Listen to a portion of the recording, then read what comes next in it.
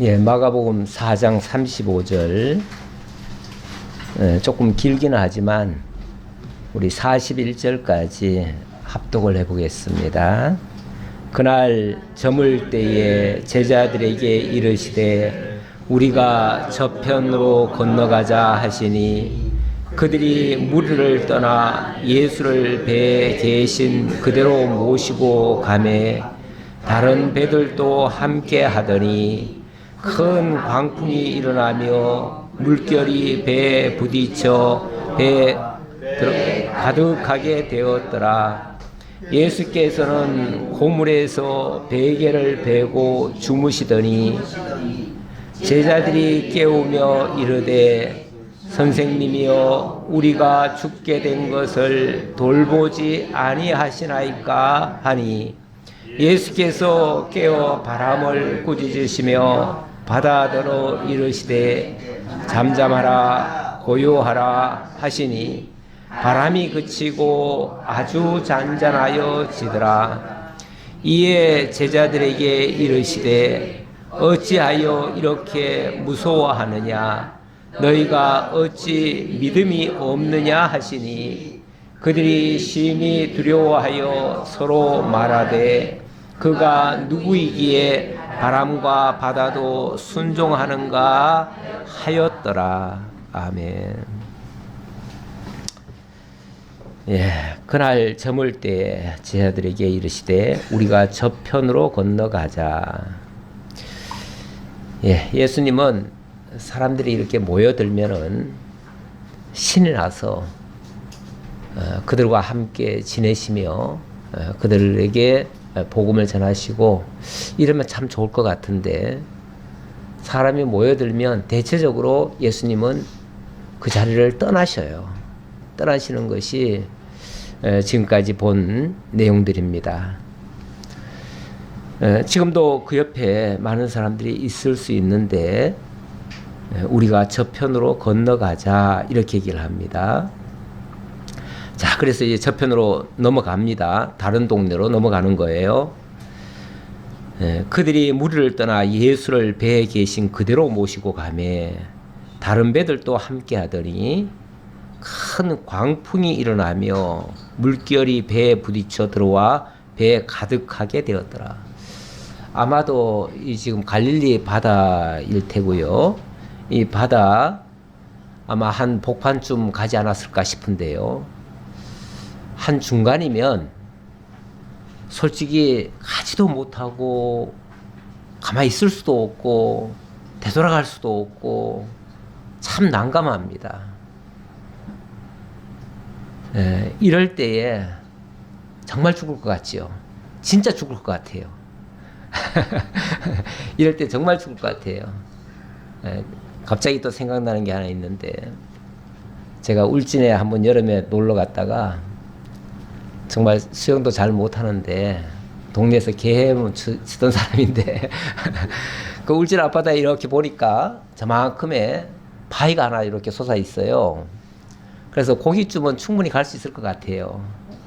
그래서 내가 막 가니까 우리 조카들이 막 응원을 해요. 박수를 치면서 막 좋다고 그래요. 제가 신나서 가는데 가다 보니 힘이 다 떨어졌어요. 아니 힘이 다 떨어졌는데 문제는 그래도 어떻게 거기까지 갔어요. 갔는데 바위를 올라가려고 보니까 멀리서 봤을 때는 참 좋은 바위였는데 조가비들이 잔뜩 달라붙어 있어가지고 얼마나 거친지를 모르겠어요. 그래서 올라가려고 손을 이렇게 잡으니까 조그만 꽃게들이 와가지고 내 손을 다 물어 뜯는 거예요. 그러니 이게 올라갈 수가 있어야죠. 그런데 뒤를 이렇게 돌아봤어요. 까마득한 거예요. 되돌아가려니 힘은 다 빠졌는데 되돌아가려니까 되돌아갈 자신이 없어요. 그런데 막 자기들은 막 이렇게 하고 손을 흔들고 내가 아주 대단해 보였던가 봐요. 그러고 있는데 또 체면도 있잖아요. 어떻게 금방 돌아갑니까? 돌아갈 수도 없어요. 왜냐하면 힘이 다 빠졌어요. 그래서 일단 쉬어야 돼요. 쉬어야 되는데 붙들고 쉬려니까 계속 와서 깨물어가지고 이게 붙들고 있을 수가 없어요. 그런데 나중에는 이제 아, 이러다가 진짜 죽을 수 있겠구나라는 생각이 들더라고요. 그렇게 생각이 드니까 뭐 깨물든지 말든지 뭐 긁히든지 말든지 올라가야 돼요. 안 올라가면 이제 죽어요. 진짜. 그래서 억지로 올라갔습니다. 올라갔는데 나중에 보니까 온통 피투성이에요. 몸에 여기저기 다 긁혀가지고. 왜냐하면 그게 거칠어요. 굉장히 바위가. 그래가지고 올라가서 좀 쉬다가 나중에 돌아오긴 돌아왔는데 정말 이러다가 객기 부리다가 죽을 수도 있겠구나. 예, 그런 생각을 했습니다. 예, 평소에는 우리가 참 믿음이 좋습니다. 까짓거 죽으면 죽으리라 뭐 이런 소리도 잘하고요. 죽음에 대해서 나는 겁이 없어 뭐 이렇게 생각을 합니다. 근데 막상 죽게 되면요 다 죽겠다고 여기저기 이제 호소를 합니다. 정말 죽을 것 같으면은 진짜 두려움이 엄습해 와요. 제자들도 어찌 보면 예수님과 함께 한참 동안 같이 다녔잖아요. 그러니까 어느 정도 예수님을 믿고 그냥 예수님과 같이 움직이면 되죠. 근데 지금 예수님의 모습은 어떻습니까? 자, 광풍이 일어났다고 그래요. 오늘날로 말하면 태풍인 거죠. 갑자기 태풍이 몰려왔어요. 배가 뭐 큰 배도 아닙니다. 작은 배가 이리저리 부딪히더니 그 물이 막 배로 넘어왔어요. 그래서 배에 물이 가득해요. 잠시 후면 배는 이제 가라앉을 수도 있어요. 그런데 예수께서는 고물에서 베개를 베고 주무시더니 고물에서 고물, 미물 이렇게 얘기를 하는데 고물이 배 꼬리예요. 꼬리편이에요. 예수님이 배 꼬리에 누워가지고 그냥 주무시고 계셔요. 참 팔자도 좋으시죠? 그 정말 태풍이 부는 그 상황에서 아무런 행동도 취하지 아니하시고 그냥 주무신다. 편안히 주무신다. 이것도 참 이해하기 어려운데 뭔가 대책을 세워야 되지 않겠어요? 제자들 입장에서는. 제자들은 지금 큰일 났어요. 큰일 났어요. 지금 배가 지금 가라앉게 생겼어요. 물이 지금 가득 차버렸어요. 이거는 뭐 기다릴 새가 없어요. 기다렸다가는 그냥 가라앉아요. 그럼 죽는 거예요. 그러니 빨리 조치를 취해야지요. 그런데 예수님이 그냥 한가하게 잠이나 자고 있어요. 네. 어떻게 생각이 들까요? 섭섭하고 얄밉고 또 뭐 여러 가지 감정이 다 올라오겠지요. 어떻게 저렇게 멍청할 수가 있을까? 이렇게 난리가 났는데 저렇게 고요할 수가 있을까? 뭐 별의별 생각이 다 들겠죠.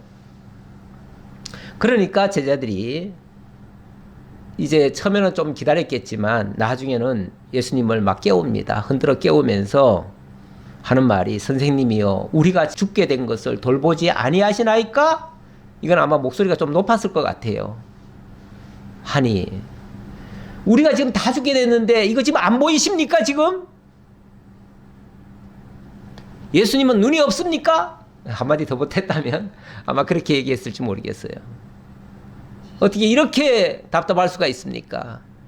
지금 어떻게 지금 예수님이 빨리 조치를 안 취하면 우리가 지금 다 죽을 판인데 이걸 어떻게 내버려 두고 계십니까? 속으로 아마 죽을 때쯤 되면은 원망하며 죽을 수도 있죠. 별의별 생각이 다 들었겠죠. 그런데 예수님이 깨어 바람을 꾸짖으시며 바다들을 이르시되 잠잠하라 고요하라. 뭐 크게도 아마 예수님 외치지 않았을 거예요. 잠잠하라 고요하라. 그랬더니 갑자기 바람이 싹 그쳐버려요. 그리고 아주 잔잔하여지더라. 아주 잔잔하여지더라. 바다가 사실은 아주 잔잔하기가 쉽지는 않거든요. 그런데 한복판쯤 가가지고 아주 잔잔할 정도로 그야말로 태풍이 언제 불었냐는 듯이 고요해져 버렸어요. 결국은 간단하게 문제 해결이 됐습니다. 사실은 문제 해결책이 예수님께 있었던 것이죠. 근데 제자들의 눈에는 그게 안 보였던 것이죠. 그게 안 보였다는 것은 그들의 눈이 지금 뜨고 있으나 사실은 감고 있는 거나 마찬가지죠.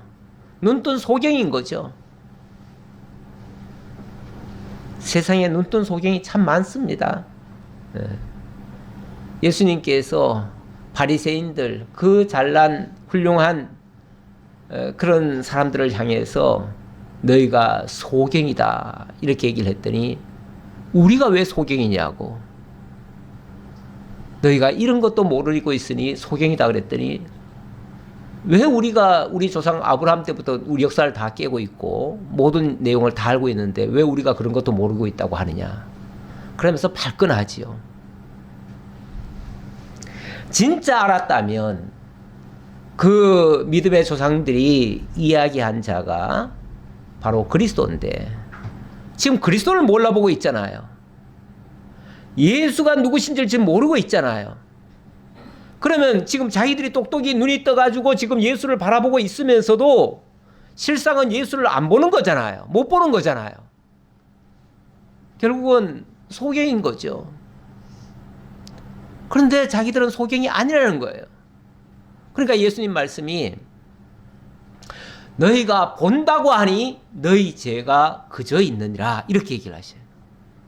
차라리 소경인 줄 안다면 우리에게 눈을 띄워주소서, 그러면 보겠나이다 이렇게라도 할 텐데 아예 볼 생각은 안 하고 나는 분명히 내 두 눈 부릅뜨고 있는데 무슨 소리냐 이러고 있으니, 눈 뜨고도 못 보고 있으니 결국은 예수 못 믿을 것이고, 그러면 예수와 관계없으니 여전히 죄 아래에 있겠죠. 그러면 그들은 용서받을 길이 없는 것이죠. 그러니까 너희가 본다고 하니 너희 죄가 그저 있느니라. 우리가 뭘 안다고 하면 사실은 예수님이 보실 때는 참 답답하게 느껴질 수도 있을 거예요. 뭐 제대로 알고 안다고 하면 괜찮은데 제대로 알지 못한 채 안다고 하니 답답하지요. 우리는 사실 우리 이 시각으로 우리의 이 좁은 소견으로 모든 것을 다 보고 다 이해하고 다 안다고 말을 할 수가 없어요. 물론 그럼 뭘 알지도 못하면서 뭘 가르치냐 그럴 수도 있는데 전제가 있긴 하지요. 성령께서 우리와 함께 하시며 우리의 마음을 열어서 정말 겸손히 내가 죄인임을 깨닫고 주님의 은혜를 구하고 하나님의 그 은혜를 구할 때에 하나님이 우리로 하여금 깨닫게 하시고 죄사함을 선언해 주시고 이렇게 해주시는 거죠. 그래서 겸손한 자에게 어찌 보면 하나님께서 들려주시고 깨닫게 하시고 보게도 하시고 믿어지게도 하시는 역사가 있는 거죠. 그게 하나님의 은혜예요. 은혜 받았다고 하는 것은 소위 말해서 우리가 흔히 은혜 받았다 하잖아요. 무슨 뭐 좋은 말씀 들어서 은혜 받은 게 아니라 진정으로 하나님이 나와 함께 하셔서 내 속에 계시며 나에게 그 모든 비밀스러운 것들을 들려주시고 깨닫게 하시는 거예요. 그걸 깨달았을 때에 진짜 하나님이 나와 함께 하고 있구나, 나에게 이렇게 베푸시는구나 라는 걸 깨닫잖아요. 그게 하나님의 은혜라 그 말이에요. 내가 오늘 기분 좋아서 은혜 받았다고 말하는 게 아니라 정말 하나님이 나와 함께 하시며 나에게 귀한 깨달음을 주었을 때 진짜 은혜에 우리가 참여하는 것이죠.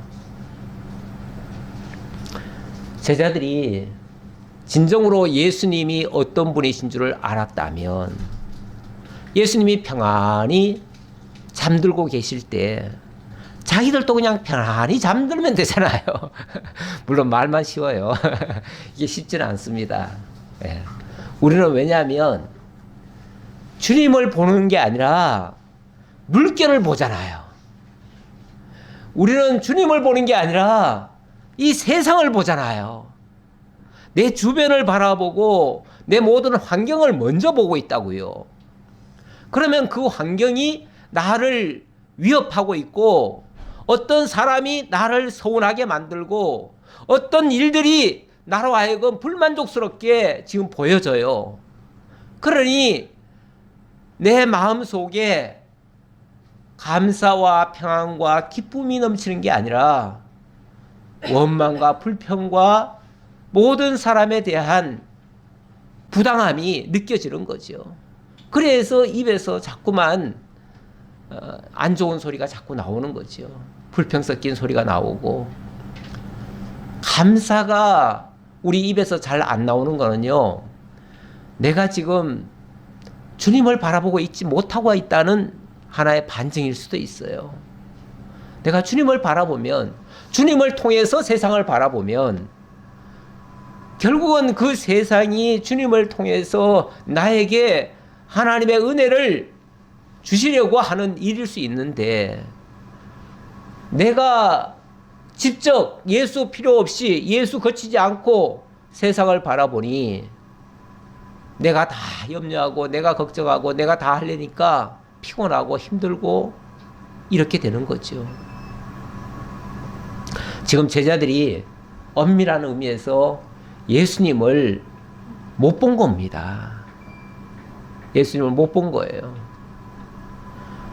물론 뭐 지금 두려워가지고 예수님 보면서 막 살려달라고 얘기는 했지만 그거는 예수님을 본 게 아니에요. 예수님을 통해서 뭔가 자기네가 뭔가를 얻으려고 하는 것 뿐이지요. 어찌 보면 이용하는 거죠. 이용하는 거. 우리가 때때로는 하나님도 이용의 대상으로 삼을 수도 있어요. 이용의 대상으로. 그래서 맨날 하나님 앞에도 뭘 해달라고 하고 뭘 요구하고 안 해주면 하나님이 계시냐 안 계시냐 별소리 다 하지요. 예, 그거는 하나님을 제대로 믿는 모습이 아니라고 보여집니다. 어쨌든 우리가 하나님을 안다면, 하나님을 믿는다면 그 뒤에 전기를 다 빼세요. 콘센트 전기. 그 뒤쪽에 있는 거. 예. 예. 우리 예수님만 바라보자고 했는데 우리 바라볼 게 너무 많아요. 당장 급해요. 당장 급한 게 너무 많아가지고 예, 저도 저쪽을 많이 봤습니다. 예. 자, 어쨌든 예수님께는 모든 문제의 해결책이 있습니다. 답이 다 있어요. 그러니 느긋하죠. 원래 답을 아는 사람은요, 느긋해요, 항상. 그렇죠? 여유가 있어요. 근데 답이 없는 사람은 막 불안해가지고 쩔쩔매요. 예. 그런 차이예요. 우리가 좀 어떤 경우에도 사실은 하늘이 무너져도 솟아날 구멍이 있다고 무슨 방법이 있고 대책이 있고 하나님이 우리 앞에 무슨 일을 행하실 때는요, 다 대안이 있어요. 그런데 괜히 우리가 조급해가지고 막 안 될 것 같고 이러면 큰일 날 것 같고 이러면 죽을 것 같고 사실은 기껏해야 죽는 것밖에 더 있겠어요. 좀 심하게 얘기하면 죽기밖에 더 하겠어요. 근데 죽으면 끝장이에요? 죽으면 천국이라는 것을 우리가 믿고 있잖아요. 막말로, 이건 정말 막말입니다. 정말 막말인데 죽기밖에 더 하겠냐고요. 근데 죽으면 천국인데 뭐가 또 두렵냐고요. 물론 우리가 누구든지 그렇게 죽음에 처하는 것을 보고 가만히 있으면 안 되겠죠. 돕고 이렇게 해야 되지만 일단 우리가 하나님을 믿는 자세가 좀 많이 부족하다. 오늘도 당장 예수님이 제자들에게 그렇게 말씀하시네요. 이에 제자들에게 이르시되 어찌하여 이렇게 무서워하느냐? 너희가 어찌 믿음이 없느냐? 결국 이 사건은 무슨 사건이죠? 제자들의 믿음 없음을 드러내준 사건이에요. 그렇죠, 뭐. 제자들은 여전히 믿음이 없구나.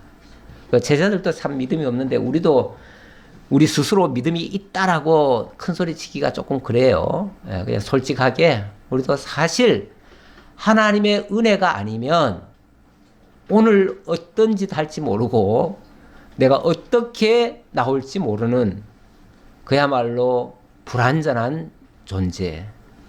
그래서 날마다 하나님의 은혜가 필요하고 하나님의 도우심이 필요하고 하나님의 인도하심이 필요하고 성령의 함께하심이 필요한 존재. 그럴 때에 하나님을 구하고 하나님의 은혜를 구하고 하나님의 도우심을 구하고 그러면서 늘 기도하며 살아가는 거 아니겠어요? 우리 삶이 그런 삶으로 가게 되어지면 좀 더 안전하게 갈 수 있겠죠. 그들이 심히 두려워하여 서로 말하되 그가 누구이기에 바람과 바다도 순종하는가 하였더라. 그가 누구이기에 또 하나의 이 사건을 통한 가르침이라면 그가 누구인지를 설명하는 내용이에요. 나의 믿음 없음과 그가 정말 이 천지 만물 바람과 바다까지도 잔잔케 하시는 전능자이시고 주권자이신 그 그리스도 그분이심을 증명하는 그런 모습이에요. 하나님의 위대하심, 그리스도의 능력, 영광 이런 것들을 보이려면 어찌 보면 상대적으로 우리가 그만큼 부족한 존재인 것이 또 드러나야 아마 더 확연하게 아마 부각이 될 겁니다. 그래서 이렇게 하신 것 같아요. 그런데 이렇게 되어지는 일들이 뭐 갑자기 이런 일이 발생을 해가지고 그래서 예수님이 이렇게 자기를 드러내셨다 이렇게 말하기보다는 일찍이 하나님께서 이렇게 그리스도를 보내어서 이런 역사를 하실 것이다 라고 언약하신 부분이 있습니다. 그 언약하신 부분이 있어서 그거를 하나 보고 넘어갈게요. 아까 묵상한 말씀이기도 한데요. 시편 107편 21절입니다. 거기 보면 여호와의 인자하심과 인생에게 행하신 기적으로 말미암아 그를 찬송할지로다. 우리 하나님이 인생에게 기적을 보이신대요. 물론 이 기적이란 말이 우리 신약에 오면 이게 이제 이적이고 표적입니다. 그냥 신기한 일이 아니라 정말 예수가 그 하나님의 약속하신 그리스도이심을 증명하는 그런 표가 되는 이적이다 그 말이에요. 이렇게 할 것을 하나님이 일찍이 시편에다가 담아 놓으셨는데요. 약속으로 담아 놓으셨는데 계속 좀 읽어볼게요. 감사제를 드리며 노래하여 그가 행하신 일을 선포할지어다. 자, 이렇게 보여줌으로써 그가 행하신 일을 우리로 하여금 선포하게 만드신다 그 얘기죠. 그렇게 하려고 무슨 사건을 일으키시냐면 25절에 여호와께서 명령하신 즉 광풍이 일어나 바다 물결을 일으키는도다. 그들이 하늘로 솟구쳤다가 깊은 곳으로 내려가나니 그 위험 때문에 그들의 영혼이 녹는도다.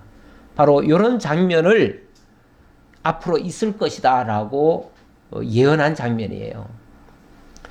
여호와께서 명령하시니 광풍이 일어나서 바다 물결을 일으킨대요. 그리고 그들이 하늘로 솟구쳤다가 깊은 곳으로 내려간대요. 이게 이제 태풍 불었을 때의 모습 아닙니까? 그 파도가 얼마나 높이 쳤다가 그 배와 함께 그냥 낭떠러지 같이 떨어지는 그런 광경. 그럴 때 그 바닷물이 막 넘쳐 들어오잖아요. 그 상황을 지금 이야기한 거죠. 그러니 그 위험 때문에 그들의 영혼이 녹는도다. 거기에 타고 있던 사람들이 다 영혼이 녹는다. 다 죽을 것 같다 그 말이죠. 그들이 이리저리 구르며 체한 자같이 비틀거리니 그들의 모든 지각이 혼돈 속에 빠져는도다. 혼돈 속에 빠져가지고 주여 어찌하여 우리를 죽음에 내버려 두고 있습니까? 이렇게 원망하듯이 얘기를 하고 있어요. 우리가 다 죽게 된 것을 어찌하여 돌아보지 아니하십니까? 그건 원망적인 이야기죠. 우리가 어려울 때 하나님이 안 도와주시는 것 같으면 막 원망이 터져 나오잖아요. 하나님 살아계십니까? 도대체 살아계시면 왜 이 문제를 해결해 주지 않습니까? 하고서 막 하는 거나 비슷한 모습이에요. 이에 그들이 그들의 고통 때문에 여호와께 부르짖음에 그가 그들의 고통에서 그들을 인도하여 내시고 광풍을 고요하게 하사 물결도 잔잔하게 하시는도다. 보세요. 여호와께서 그렇게 하신대죠. 강풍을 일으키셨던 그분이 또 이렇게 잔잔케도 하신다. 결국 이건 주님이 보여주신 기적 같은 역사예요. 결국 당신이 이 모든 것을 주장하시는 주님이신 것을 보여주시는 그런 장면이에요. 그렇게 했더니 그들이 평온함으로 말미암아 기뻐하는 중에 여호와께서 그들이 바라는 항구로 인도하시는도다. 그들이 바라는 항구. 결국은 이런 과정을 거쳐서 하나님이 약속하신 그 최종 종착지까지 우리를 이끌어 가신다. 하나님의 택한 백성들을 어찌 보면 이런 태풍 같은 경험을 하게 하신 후에 약속의 항구로, 그 소망의 항구로 우리를 안전하게 인도해 가신다. 우리가 죽을 것 같은 고비가 사실은 많이 있습니다. 많이 있어요. 뭐 자동차 때문에 그럴 수도 있고요. 뭐 여러 가지 사고를 우리가 당하잖아요. 뭐 최근에도 우리 집사님, 권사님 가운데서도 몇 번 사고를 당하셨잖아요. 뭐 당할 때는요, 정말 죽을 것 같은 그런 느낌을 받을 때도 있어요. 그런데 우리 하나님께서 당신의 백성들을 그 약속의 땅, 하나님의 나라에 이르기까지는 많은 이런 환난, 어찌 보면 개인적으로는 그것도 다 환난이에요. 그런 것들을 거쳐야 할 것이다 라는 말씀도 있어요. 그런 걸 통해서 우리의 연약함도 일깨워 주시고, 그리고 하나님의 전능하심도 발견케 하시고, 하나님만을 의지하게 만들기도 하시고, 이렇게 하시는 하나님의 아주 귀한 그러한 섭리인 것을 오늘도 확인할 수 있습니다. 자, 5장 넘어갑시다. 5장 1절로 20절. 여기서는 귀신을 복종시켜서 당신이 주가 되심을 증거하시는 장면인데요. 자, 4장 35절부터가 표적에 의한, 지난번에는 어찌 보면 비유로 증거를 했으니까 그거는 이론적인 교훈이죠. 이론적인 교육이죠. 근데 지금은 실제 어떤 사건들을 만나는 거예요. 사건들을 만나면서 그 사건을 해결하는 가운데서 하나님의 놀라운 역사들이 일어나는 거예요. 거기서 이제 표적으로 이렇게 하시는 분이 바로 하나님의 약속하신 그리스도라는 사실을 증거를 하는 거죠. 그래서 표적으로 증거하는 내용이다. 이게 이제 4장 35절 이하 5장까지의 내용인데요. 자, 이번에는 귀신들도 복종시켜서 당신이 하나님이 보내신 그리스도이심을 증거하시는 장면입니다. 예수께서 바다 건너편 거라사인의 지방에 이르러 배에서 나오심에 곧 더러운 귀신 들린 사람이 무덤 사이에서 나와 예수를 만나니라. 자, 아까 건너편에서 우리 저 건너편으로 넘어가자 하셨는데, 넘어온 쪽이 어디냐면 거라사인의 지방이다, 이렇게 얘기를 하네요. 거라사인의 지방. 예, 이쪽은 어찌 보면 이스라엘 사람들, 정통 이스라엘 사람들이 살고 있는 곳이라기보다는 오히려 좀 이방인들이 살고 있는 지역 같아요. 예. 나중에 보면 거기에 주 사업이 뭐 돼지를 키우는 곳이죠. 예. 돼지를 키우는 곳이에요. 그리고 뭐 공동묘지도 있고, 그러니까 별로 좋은 곳이 아니에요. 근데 예수님은 항상 좋은 곳으로는 안 가셔요. 나중에 그 통계를 내보니까요. 우리는 하도 예루살렘 그래가지고 예수님이 예루살렘을 많이 가신 것 같이 생각을 하는데 실제 예수님이 예루살렘에 가신 거는요. 뭐 어떤 학자마다 좀 다르긴 한데 한 20일밖에 안 된대요. 나머지는 거의 다 갈릴리 지역.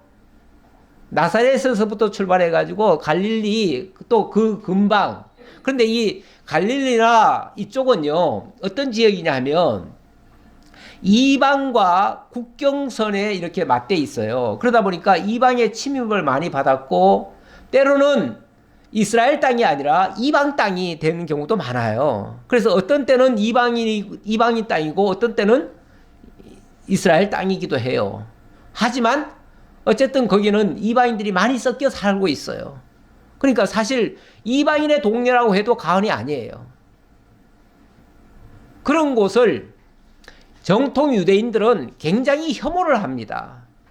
아주 불결하게 생각하고 그들과는 접근 자체를 안 하려고 해요. 나중에 예수님이 그리스도라고 누가 그 제자들 중에 한 사람이 나다나엘에게 얘기를 했더니 나다나엘이 그런 말 하잖아요. 나사렛에서 무슨 선한 것이 나겠느냐? 이런 말 하죠. 굉장히 아주 총구석에, 나사렛이라고 하는 그 총구석에 그 별 볼일 없는 동네에서 무슨 하나님의 그리스도가 거기서 탄생할 수 있겠느냐? 거기서 그리스도가 오신다는 것은 말이 안 된다. 그 총구석에서 무슨 그리스도가 오겠느냐? 사람들은 그러지요. 예루살렘이 이스라엘의 대표적 도시인데 그래도 메시아가 온다면 예루살렘에서 어떻게 뭐 하시지 않겠느냐. 그런데 나사렛에서 있었고 나사렛에서 거기서 사시고 주 활동 무대가 갈릴리고 그쪽 북쪽에 그쪽 지역이라고 하니 이방 접경 지역이라고 하니 다 무시하죠. 다 무시해요. 근데 예수님은 오히려 남들이 다 무시하고 아무도 안 가고 아무도 정말 은혜를 베풀려고 하지 않는 그런 곳을 예수님이 일부러 찾아가요. 많은 사람이 몰려들어가지고 예수님이 상당히 바쁘실 텐데, 그렇죠? 그렇잖아요. 그 사람들 다 상대하려면 얼마나 바쁘시겠어요. 근데 그거 다 만류하고 그리고 그 건너편 거라사인의 마을로 가잖아요. 근데 거라사인의 마을이라고 하는 곳이 어찌 보면 공동묘지가 있고 거기는 사람이 제대로 사는 데가 아니라 여기도 보니까 귀신 들린 자가 와가지고 활개치는 곳이에요. 그런 동네예요. 그리고 거기는 그냥 주 산업이 돼지 키우는 곳이에요.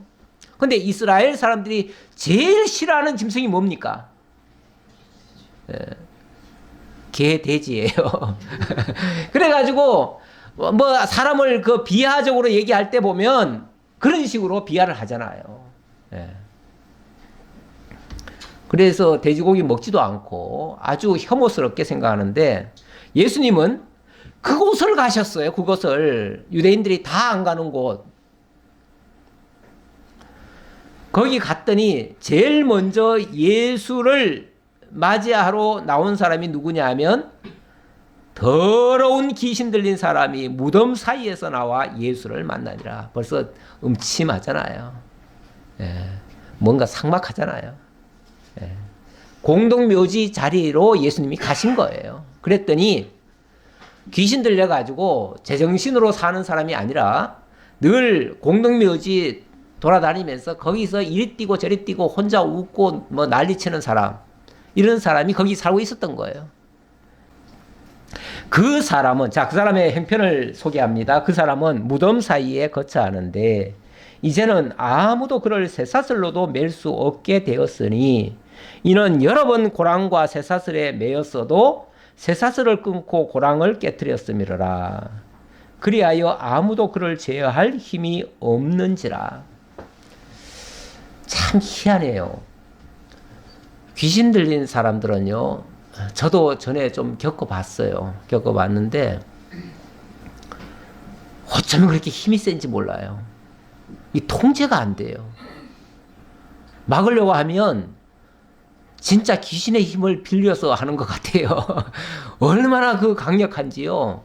몇 사람이 매달려 가지고 그거를 막으려고 해도 안 돼요. 그래서 이 귀신 들린 사람들을 그 치료하는 곳에서는요, 경우에 따라서는 막 묶어 놓잖아요. 묶어 놔요. 어떻게 통제가 안 돼서 그래요. 근데 묶어 놓는데 웬만한 줄로 묶어 놓으면요, 다 끊어요.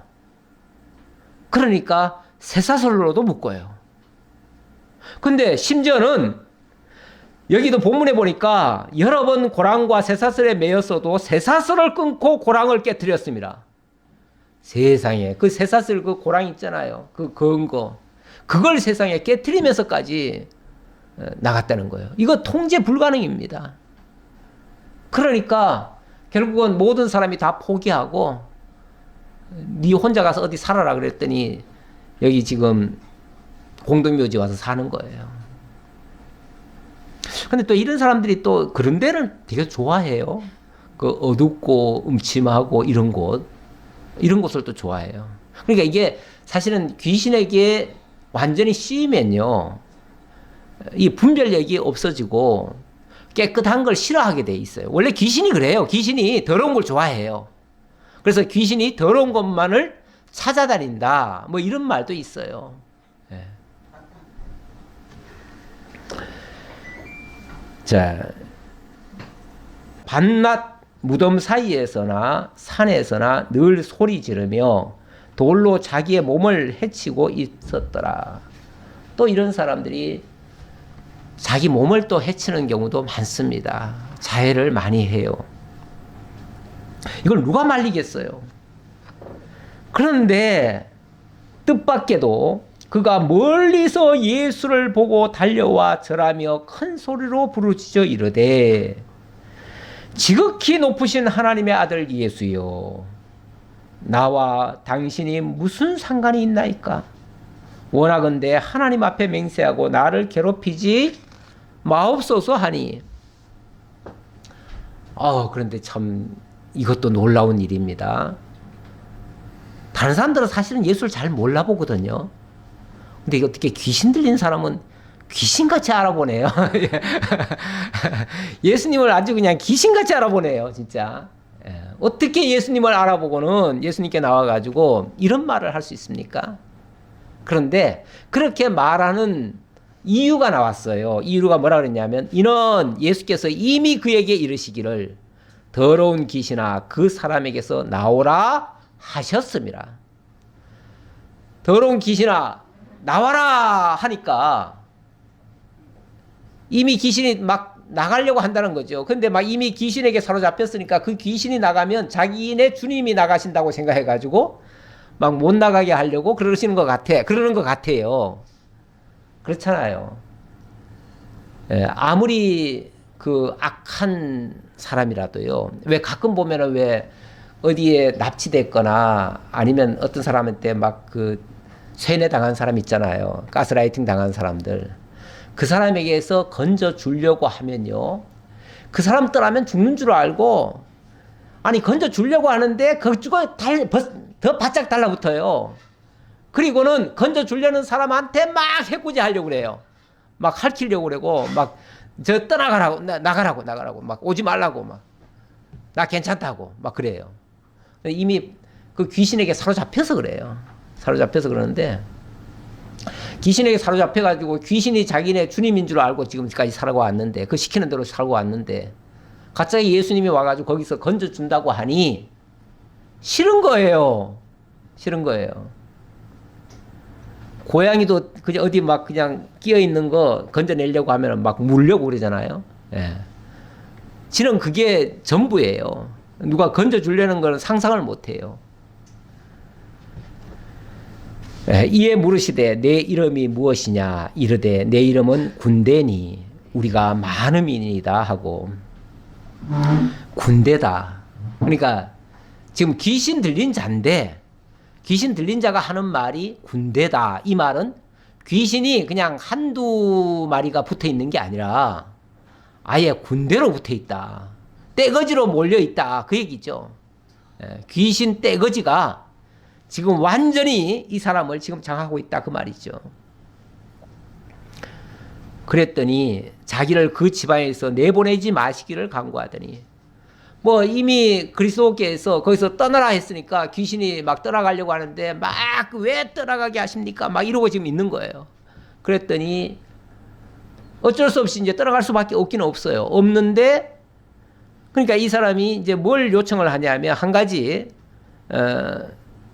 제발 여기서 내보내지만 말아 주십시오. 이렇게 얘기하는 거예요. 여기서 그러니까 그 귀신이 그 자리에서 어쩌면은 사실은 그 사람이 얘기한다기보다는 귀신이 말하는 것 같아요.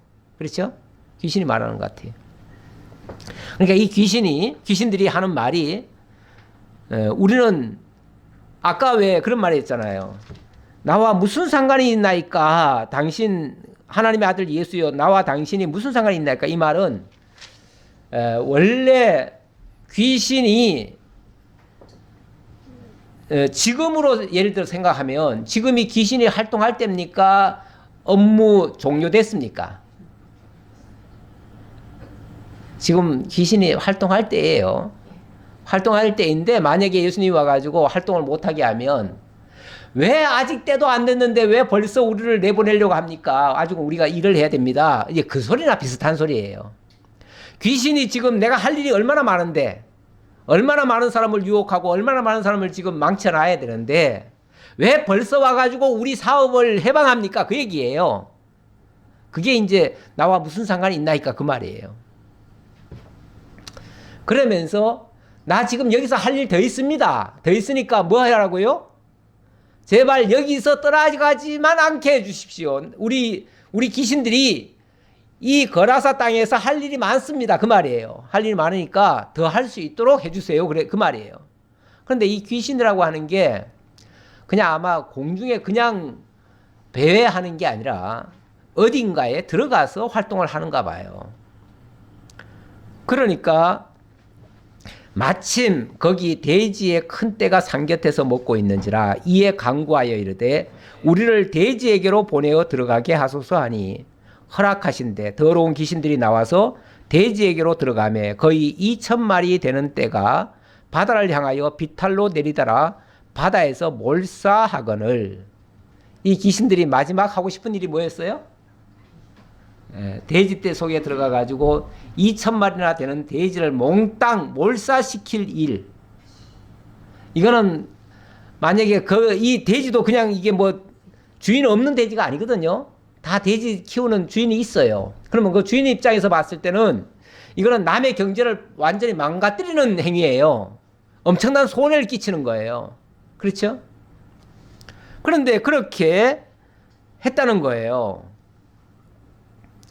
그랬더니 치는 자들이 도망하여 그 장면을 이 돼지 키우던 사람들이 멀리서 아마 본 것 같아요. 근데 갑자기 귀신 들린 사람 하나 고치는 것 같더니 갑자기 그 귀신에게 있던 귀신을 다 내보내가지고 돼지떼로 들어가라 했더니 갑자기 돼지떼가 다 몰사해버렸거든요.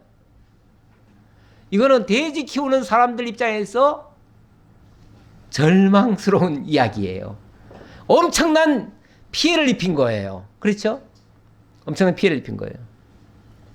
그러니까 그 사람들이 깜짝 놀래가지고 치던 자들이 도망하여 읍내와 여러 마을에 말하니 사람들이 어떻게 되었는지를 보러 와서 예수께 이르러 그 귀신 들렸던 자 곧 군대 귀신 집혔던 자가 옷을 입고 정신이 온전하여 앉은 것을 보고 두려워하더라. 이게 이제 막 그 돼지떼 키우던 사람들이 동네 가가지고 막 큰일 났습니다. 우리 지금 돼지떼가 다 2,000마리나 되는 게 다 지금 한꺼번에 다 몰사했습니다. 그런데 예수라는 사람이 오더니만 정신병자를 고쳐놓고는 귀신 들린 자를 고쳐놓고는 우리 돼지떼에게로 그 귀신이 들어가게 해가지고 이렇게 했습니다. 이래버린 거예요. 난리가 난 거죠. 이제 큰 이제 사건이 일어났어요. 그런데 와보니까 아니 귀신 들렸던 자는 멀쩡하게 그 더럽게 하던 사람이 갑자기 멀쩡하게 옷을 깨끗이 털고 아마 정신이 온전해가지고 딱 앉아 있는 거예요. 아주 점잖은 사람이 돼버렸어요. 그 사람은 고쳐진 거죠. 이에 귀신 들렸던 자가 당한 것과 돼지의 일을 본 자들이 그들에게 알림해 그들이 예수께 그 지방에서 떠나시기를 강구하더라. 떠나시기를 강구하더라. 자, 이게 잘한 일인가요? 못한 일인가요? 뭐 제3자적 입장에서는 봤을 때 아주 잘하신 일이죠. 왜? 생명을 살린 거 아닙니까? 귀신 들린 자를 온전케 하신 거 아닙니까? 정말 구원한 일 아닙니까? 그렇죠? 마귀에게 사로잡혔던 자를 건져가지고 하나님의 백성을 만들어준 거 아닙니까? 어마어마한 일이에요. 그런데 돼지 키우던 그 당사자들 입장에서는요, 이건 남의 사업을 다 망쳐놓은 거예요. 이럴 수가 없는 거예요. 어떻게 예수가 이럴 수가 있냐는 거예요. 그러니까 당장 우리 마을을 떠나십시오. 왜 남의 동네에 와가지고 우리를 사업을 다 망칩니까? 그렇긴 하죠. 그렇긴 해요. 그런데 왜 이렇게 하셨을까? 궁금하죠. 예. 일단 한마디만 드리고 마칠게요. 예, 시간이 다 됐네요. 지금 어찌 보면 한 영혼을 살리고 돼지떼 2,000마리를 희생시켰어요. 어찌 보면 이 영혼을 살리는데 2,000마리가 희생된 거예요. 그렇죠? 이거는 어차피 세상 사람들 기준으로 보면 그 쓸모없는 귀신 들린 자, 그 한 사람 때문에 우리 사업 다 망쳤다 해가지고 큰 손해다라고 생각하지만, 이게 하나님의 기준에서 봤을 때는 한 생명을 2,000마리보다 더 귀하게 보신 거죠. 이걸 희생시켜서 이걸 살린 거 아닙니까? 어찌 보면 한 생명이 천하보다 더 귀한 걸 보여준 거예요. 그리고 그 군대 귀신이 거기 있었는데 그 군대 귀신을 몽땅 다 제거해버렸어요. 그러면 앞으로 그 동네에 귀신 들릴 일이 어떻게 될까요?